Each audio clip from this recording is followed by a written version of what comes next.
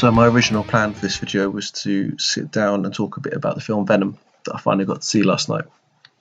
In fact, I was ready last night to talk about Venom, but I didn't have my laptop on me. However, this morning I, like millions of UK wrestling fans, woke up to the news about Roman Reigns, and that sort of changed my plans a bit. If for anyone that doesn't know, Roman Reigns has been diagnosed with leukemia. He was first diagnosed 11 years ago, and he fought it then, and of course won. And it's made a reoccurrence, and that means that he's had to give up the Universal title and take a step away from wrestling for a bit. It's obviously really, really terrible news. And my best wishes go out to Roman, or Joe, which is his real name, because we're not talking about Roman Reigns a character here. We're talking about Joe the person. So my best wishes go out to Joe and his family and everyone close to him. Hoping that he manages a speedy recovery. And on top of that he manages to make his way back into wrestling. It's just something that he obviously loves, that he's obviously got a passion for, and a great talent and a great future. Now,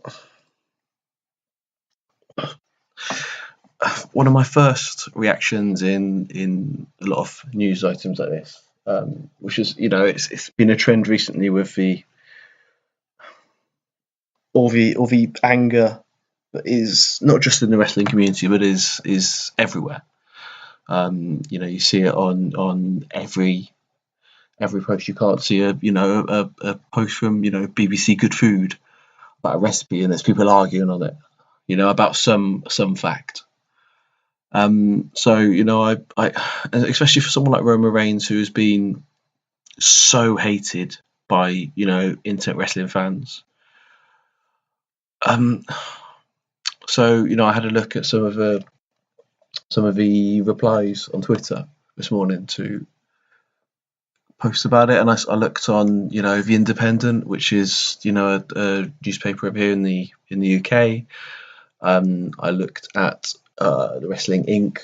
thing about it, which is a wrestling website that I follow on Twitter, and I also looked at the WWE post about it, and I was shocked to see, and I know I shouldn't be shocked, but in the state of especially the internet these days, you tend to be shocked when you see something like this. But it was all positive. A lot of people fully behind Roman, Joe in this, and you didn't even get those sort of rubbishy little, well, I'm not a fan of Roman, but I'm backing him in this, or I hate Roman, but I will back Joe in this, and you didn't even get those. It was just full support from everyone. In fact, the sort of the closest to a negative comment was by former What Culture and Cultaholic video presenter Adam Lampede, and he sort of mentioned he started with, well, I dislike Roman the character. It's obvious that Joe the person is a great guy, and a superhero, and he's kind, humble, and he said all these good things about him. And someone questioned him, and he made the point that what he's trying to say there is that Joe the actual person is everything that WWE wanted and failed to make Roman Reigns the character. And I get that. Maybe at this point in time, there's not much we need to say that, but I get the point he's trying to make. I think it's a good one and a logical one. But yeah,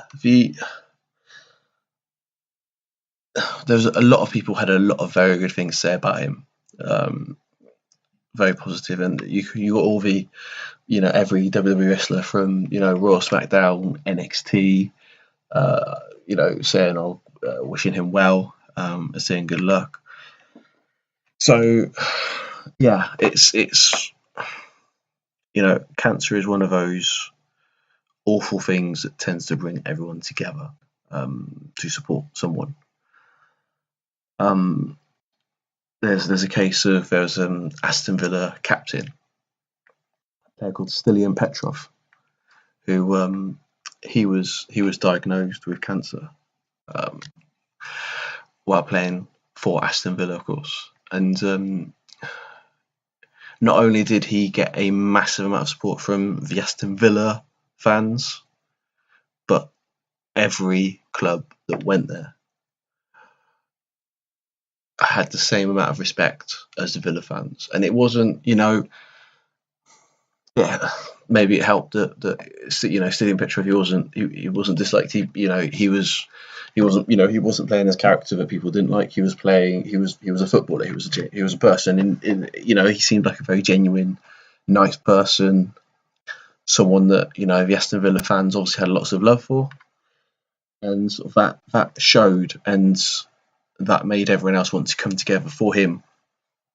And support, and I, as a Chelsea fan, I remember seeing our game against Aston Villa at that point, and on the 19th minute, I think because it was 19 was his number. All the fans in the ground, stood up and applauded for a minute. Now, clapping for a minute, well wishes on Twitter and even in person, they're not going to help you medically. They're not going to actually do anything to help fight the cancer. But what they do is give that person, makes that person feel, just that little bit of effort, just that small second. What you're saying is, we are behind you. Go out and fight this. And again, not being someone that has, not only have I not had to deal with cancer with me or anyone close to me, but I've never had anyone close to me suffer from this kind of debilitating illness to this level. And but you always feel that giving someone that extra support might help give them that little bit of extra fight to help beat this. And Joe has already beaten this once, and and he said, God willing, even though I'm not a religious person, which sort of shows the emotion you have about something like this, that if there even is a deity above, even if you don't think there is, you want that help. But yeah, you'd hope that sort of all these things, and like against Stilian, he was at the grounds whenever he could, and he was certainly there at the Chelsea game. I can't attest for other games because I don't watch every other game. But you could see how much it meant to him, and cancer is a shit thing. It takes a lot out of you. Chemo is hard. You're putting radioactive particles into you. It's not, it's a bad time, and this is why you get a lot of people, especially sort of older people, that they just don't want the chemo, because for a treatment for an illness, chemotherapy is one of the hardest you can go through. So any support that someone can receive in that time, it can do wonders for them for the fight, because he's going to be sick, he's going to be tired, he's going to ache. It's going to, he's in for a horrible time. But hopefully, with the support of everyone around him and all the fans, because he'll still be able to see you there tweeting support for him. He'll see the fans chanting his name. Hopefully we'll see fans chanting for him on TV, and that can give him that boost. And I think this is really important, because I would love to see him come back to wrestling. Now, this isn't because I am number one Reigns fan. because I'm not going to be disingenuous and say, I pop every time I see Reigns, or I watch every Reigns match. But, and this ties into our support, giving him strength to help fight this. And sort of we move through that onto the idea of representation. But WWE, if he comes back, I'd like to say when, but then that gives WWE a massive chance to make something like this a positive. And that sounds ridiculous, turn something like cancer into a positive, but again, I mentioned representation. Now, to take us away from sort of Roman Reigns and WWE for a minute. So people that are fans of Doctor Who, or even have a somewhat past interest in Doctor Who, will have realised that the Doctor Who has for many, many decades been a man, played by a man. Now, the idea of Doctor Who, for those that don't know, is he's an alien called a Time Lord, sorry, not a Space Lord. But yeah, and he has a certain amount of regenerations. I feel like I've gone past the regenerations at this point, but it doesn't really matter when you're talking about sci-fi. That's the point of sci-fi, is that you can sort of do what you want. And this year, for the first time ever, he died and regenerated into a woman. Now, this has caused a fair amount of controversy between people that think that this is the start of women coming for all they hold dear. Petrified of there being a female Bond, or whatever other nonsense they've come up with. And this has been made even worse by the fact that the Doctor Who's new travelling companions include a Asian woman and a black disabled man. And now, yes, I get this is representation. It is quite on the nose, and I've got a video that I'm planning to do about this, to talk about this in longer. And the point I'm going to make now is part of a point I want to make in that video, but it works perfectly here as an analogy. Now, I have a daughter. She's 5. She watches Doctor Who with me. She's watched Doctor Who with me since, so she started watching in the Peter Capaldi days, to the point where she will even sit and watch Doctor Who without me. So yeah, she loves Doctor Who, and when I told her that we're coming home to watch the new series Doctor Who, and then I told her that the new Doctor Who was a woman, she was so excited. And this is part of telling you can and all this, and that's just one small part of reputation for her. Because my daughter also has JDM, which is juvenile dermatomyositis. Now, this is an autoimmune disease which attacks her skin and her muscles. Now,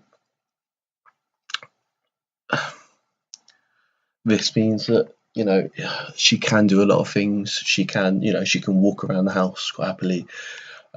She can get up the stairs with varying degrees of difficulty, and this brings talk about her illness brings you to the spoons terminology, which an old friend of mine who suffered from a disability would talk about. And this is, when you're living with one of these disabilities, you get a certain amount of spoons each day, and every action costs a spoon, or so much for a spoon. So say today you've woken up with 3 spoons. It might be that having to make your breakfast in the morning takes 1 spoon. For her, going to school during the day might take another spoon, and then her last spoon is her journey back from school. That leaves her no spoons left for the rest of the day, and she'll need to rest. That's the point where she'll struggle to get upstairs, where she'll be in pain. She has medication every day to help with her to help keep the disease at bay. But and she has a prescription for Calpol, just to help with her pain when she needs it. It's not so she has every day, but on those bad days, she'll have it.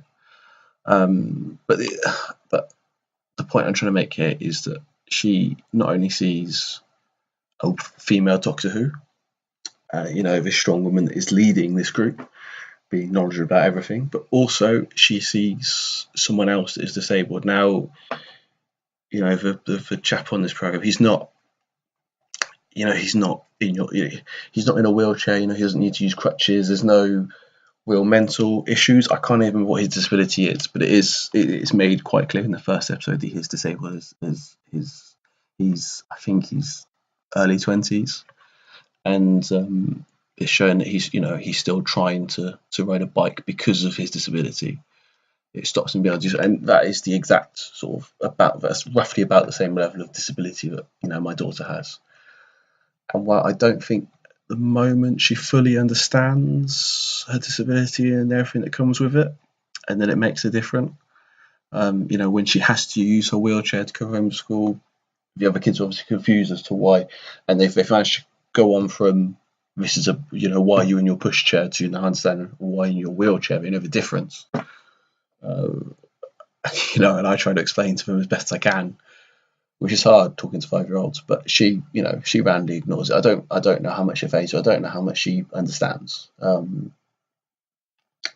But if she does understand, or when she does understand, you can look at her TV and see someone like her, doing these things and fighting, and she knows, that little bit that I'm not alone, and that could be someone that she can look up to as a hero. So how does this time with Roman Reigns and cancer? Well, he can be that man that comes back having fought cancer and not just won and survived, but he has now stood in that WWE ring, and let's not kid ourselves, if he's coming back, he's going to win, at least, a title. But, most likely he's going to come back and win, a world title. And then that little boy girl can look at Roman Reigns and, that might have cancer. And, if he can do it, I can do it. And that can give him that little bit extra fighting spirit. And he can be their champion, their hero, the man they look up to. It seems very cynical to say, this is a great market opportunity, but this is a great opportunity for him as a person to do good things.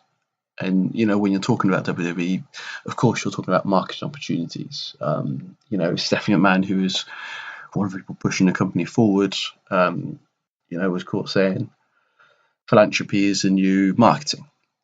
And, that's quite clear with the Connor's Cure and the Susan G. Komen stuff they do. That, and I'm one of those people that, if good's happening, even though it might not be for the best reasons, that's still good that it's happening. So, yeah, with WWE is the right company to market someone like that. And, no matter what it is, you need to market it. Susan G. Komen, all these other charities, they are marketed. They need to be marketed well to get their name out there so people know. So, I can see him being a champion for people with cancer, not just leukemia, but cancer in general. Him being the champion and, helping these little kids and adults as well. Let's not be silly. He is an adult, and he's fighting cancer, and it's awful for kids, but it's also awful for adults to have to deal with something like this.